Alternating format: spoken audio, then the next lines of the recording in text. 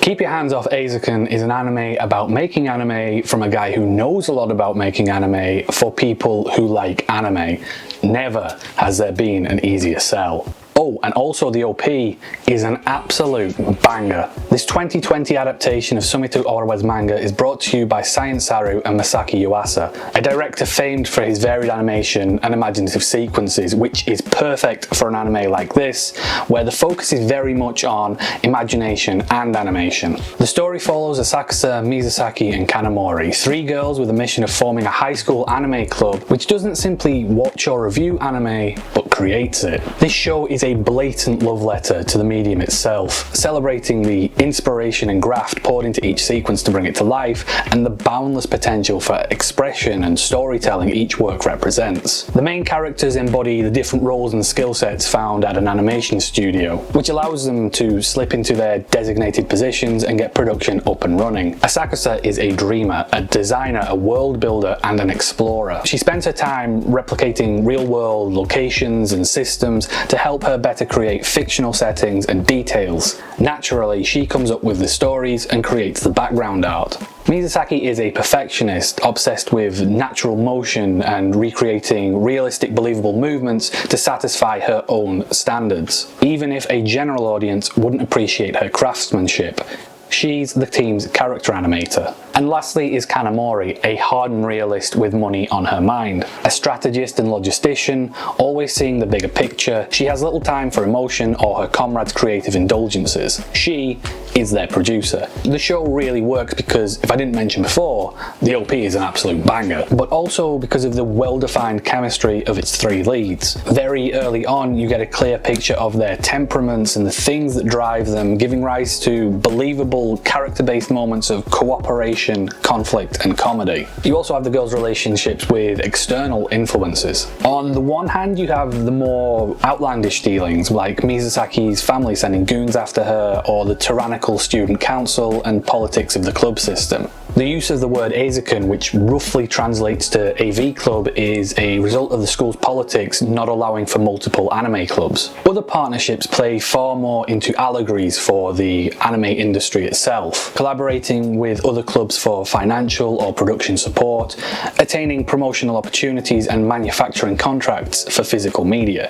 The relationship with Mecha Club, who hire Eizouken to produce an anime for their convention, or Domeki joining the group as their sound designer, are obvious examples. This second group of connections, I feel personally, is far more interesting to watch. It's like a small glimpse into the anime industry and the discussions that happen behind the scenes of some of your favourite productions. You forget that the characters are supposed to be school-aged at times because the dialogue has such a workplace flavour to it. The show is split between these real-world scenarios, the imagination of the girls, and the anime that they finally produce. Eizouken is really at its strongest when it's showing the imagination and creativity that goes into producing an animation. Asakusa's imagination is demonstrated through transforming the world around them into a wonderfully charming watercoloured fantasy land, turning the mundane into the magnificent with a playful use of inspiration. Yuasa's use of sound and visuals captures the essence of what we remember life being like when we were 8 years old, and Asakusa's endless and impassioned attention to detail and explanation makes her mindscape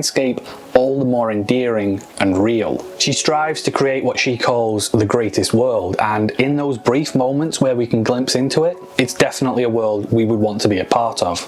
Eizouken is not a show without faults though. The pacing hits a pretty hard plateau after around 3 or 4 episodes. The team produced 3 animated projects throughout the series, and after the first one you largely get a sense that the show has played its hand. New topics are raised, ones that I've already praised, like the dealing with clients or collaborating with partners. There's nothing wrong with these topics, they're all individually handled well, but in the grander scheme of things, they don't really bring that much to the table. They are reiterations on the same themes we saw in the first few episodes, perfectly enjoyable but just going over trodden ground.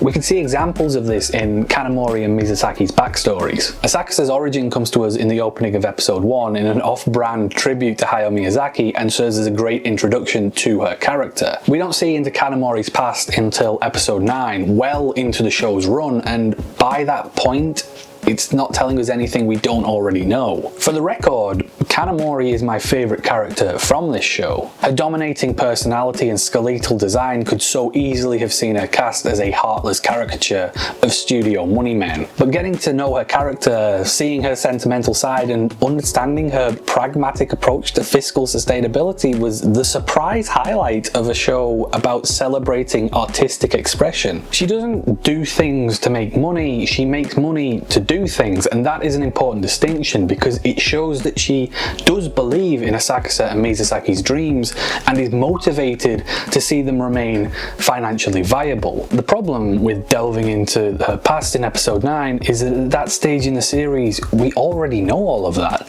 The backstory is just confirming things that we understand.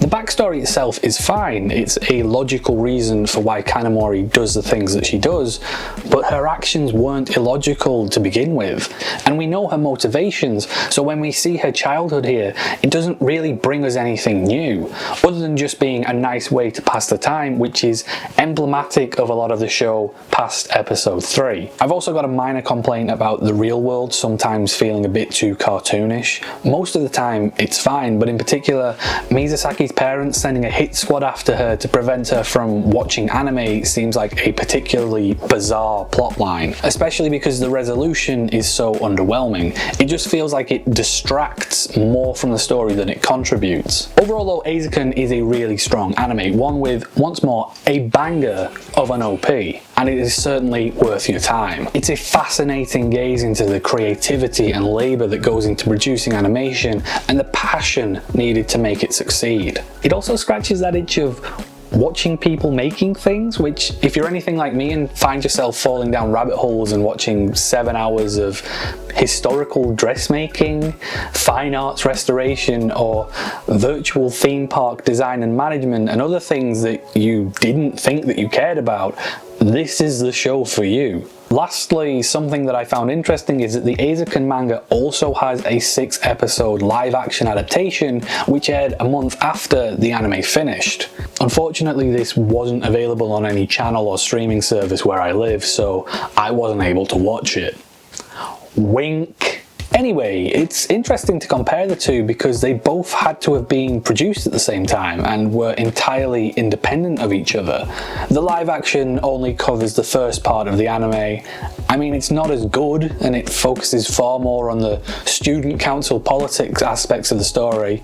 There's surprisingly little actual animation. It does, however, retain the imagination sequences, and they are far more ambitious than I was expecting. It's actually kind of jarring going from something looking between Riverdale and iCarly to full CGI special effects. It's also sadly lacking in the banger OP department, but anyway, I'm not here to talk about live action Eizouken. If you haven't seen the anime already, please go and watch it because it is a really heartfelt show, and if you have seen it, what did you think? Do you agree? Do you disagree? Let me know in the typey bits at the bottom. And yeah, until next time, yeah, good show.